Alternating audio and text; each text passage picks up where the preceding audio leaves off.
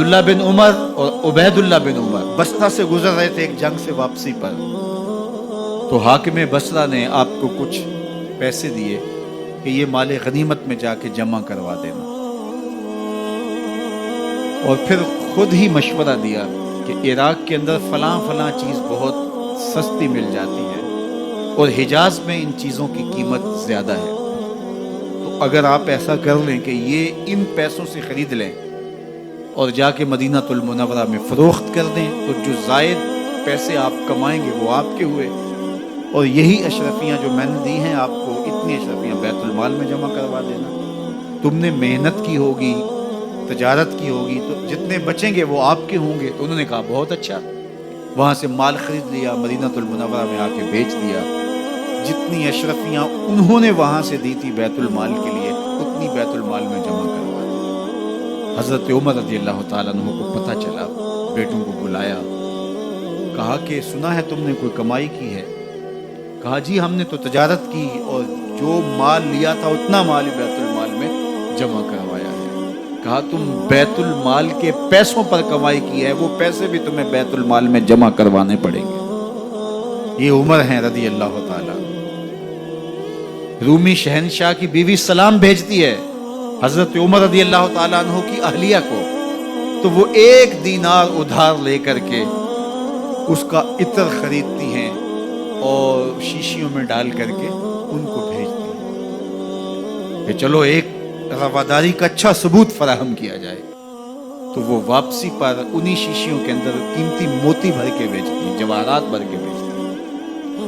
حضرت عمر رضی اللہ تعالیٰ عنہ فرماتے ہیں لاؤ یہ سارے جواہرات، سب کو فروخت کرتے ہیں، 1 دینار اس کو دیتے ہیں، باقی بیت المال میں جمع کر دیتے ہیں۔ تو جب اپنی زندگی اتنی محتاط ہوگی، اتنی خوبصورت ہوگی، تو پھر کس طرح کوئی گورنر زیادتی کر سکتا ہے؟ تو حضرت سیدنا عمر رضی اللہ تعالیٰ عنہ نے اپنا طرز زندگی اور انداز معاشرت اتنا سادہ اور اتنا خوبصورت رکھا کہ اس کے مطابق تمام گورنروں کو ڈھالنے کی تلقین کی۔ آپ جب بھی کسی شخص کو بطور گورنر اس کا تعین کرتے تو اس کو یہ نصیحتیں کرتے، ایک ترکی گھوڑے پہ سوار نہیں ہوں گے، باریک کپڑا نہیں پہنیں گے، اور انچھنے آٹے کی روٹی کھائیں گے، مکان کا دروازہ نہیں لگائیں گے، کوئی حاجب نہیں رکھیں گے، چوکیدار نہیں رکھیں گے، بواب نہیں رکھیں گے، جو تمہارے تک پہنچنا چاہے ڈائریکٹ پہنچ جائے۔ اللہ اکبر۔ اور پھر جب کسی کو متعین کیا جاتا اس کی جائیدادیں لکھ دی جاتی کہ اس کے پاس کتنی جائیداد ہے، وہ حساب اپنے پاس رکھتے، اور جب وہ معزول ہوتا یا اس کا وقت ختم ہوتا تو آپ دیکھتے کہ اب اس کے پاس جائیداد کتنی ہے۔ اگر وہ جو پہلے آپ نے اپنے پاس ریکارڈ رکھا ہوتا اس سے جائیداد اس کی زیادہ ہوتی تو حضرت عمر بقیہ جائیداد بیت المال میں جمع کرتے۔ اللہ اکبر۔ اور یہ کیسے تھا؟ گورنر بول نہیں سکتا تھا، اس لیے کہ حضرت عمر کی اپنی بود و باش بھی اسی طرح کی تھی، اپنا طرز زندگی بھی اسی طرح کا تھا۔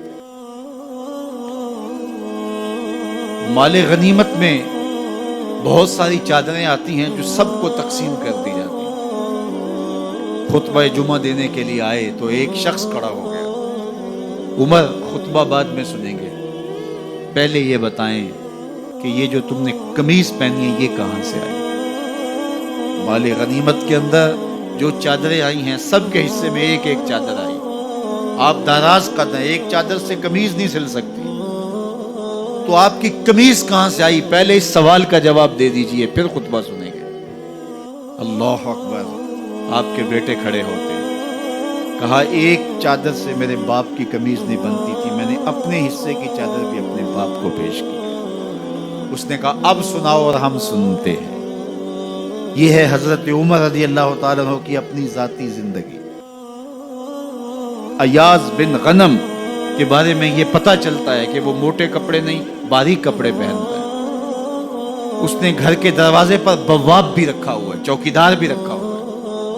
تو حضرت عمر رضی اللہ تعالیٰ عنہ محمد بن مسلمہ کو بھیجتے ہیں، محمد بن مسلمہ جاتے ہیں اور جا کے تحقیق کرتے ہیں تو ایسا ہی پاتے ہیں، تو ان کو وہیں گرفتار کر کے لے آتے ہیں۔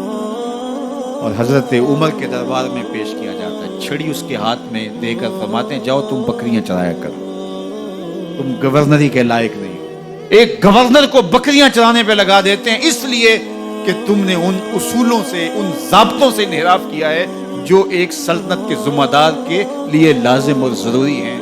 دور موجود کے حکمرانوں کو، چاہے وہ عرب کے حکمران ہوں چاہے وہ عجم کے حکمران ہوں، اگر وہ اسلام کا نام لیتے ہیں تو انہیں اپنے اعمال کا جائزہ لینا ہوگا کہ ہم کھڑے کہاں ہیں۔